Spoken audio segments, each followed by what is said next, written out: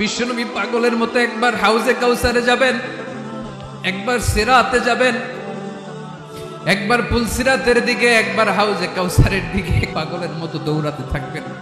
তার কোনো গুনাহগার উম্মত যাতে জাহান্নামে ঢুকে না যায়, সেদিন কেউ সুপারিশ করতে পারবে না বিশ্বনবী ছাড়া।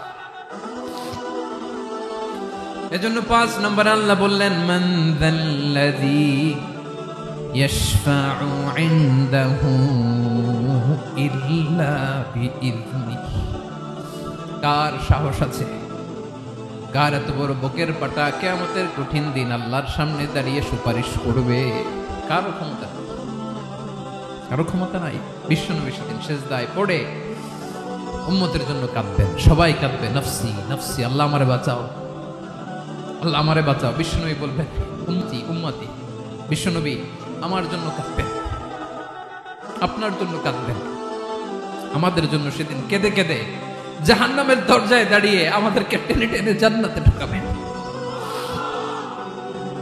এজন্য এই বিশ্বনবীর ভালোবাসা যেন আমাদের হৃদয়ে ভরপুর থাকে। আমার ভাইয়েরা, প্রতি শুক্রবার বিশ্বনবীর উপরে বেশি বেশি যেন আমরা দুরূদ পড়ি। আমরা যখন বিশ্বনবীর সালাম দেই, দুরূদ পড়ি,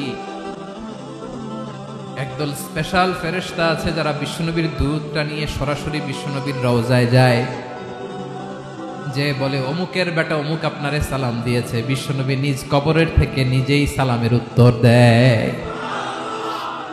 বিশ্বনবীর ভালোবাসা যেন আমাদের হৃদয়ে থাকে, বিশ্বনবীর সুন্নাহ দিয়ে যেন আমাদের জীবনটাকে সাজাই। পারা যাবে ইনশাআল্লাহ।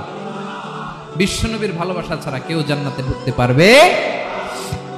বিশ্বনবীর পক্ষে আমরা বলবো, বিশ্বনবীর পক্ষে আমরা লিখবো, বিশ্বনবীর জন্য আমরা আমাদের কলিজার রক্ত বিলিয়ে দিব, ঠিক কিনা বলেন?